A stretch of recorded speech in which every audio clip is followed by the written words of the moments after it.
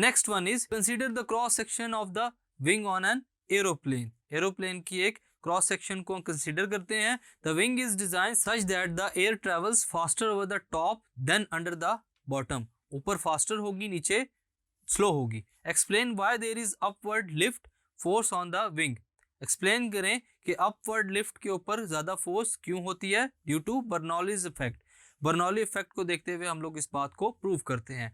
The wing of the aeroplane is design such that the air will blow faster over the top of the wing.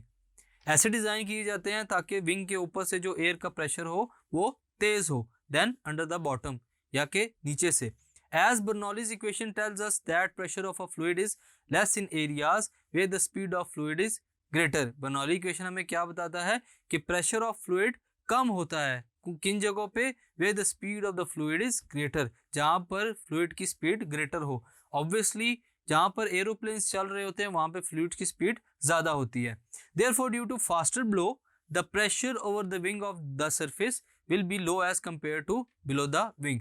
तो wing के ऊपर जो pressure है वो ज्यादा होगा बजाय इसके सरफेस जो नीचे है विंग के उसके साथ।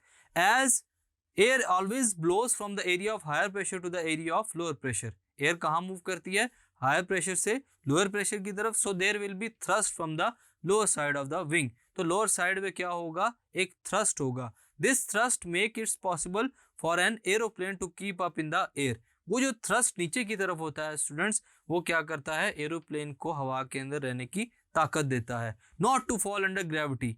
ग्रेविटी के एक्शन के अंडर वो नहीं गिरता, because gravity is been placed by that upward thrust. के ग्रेविटी कहाँ गई, उस अपवर्ड थ्रस्ट की वजह से कम हो जाएगी।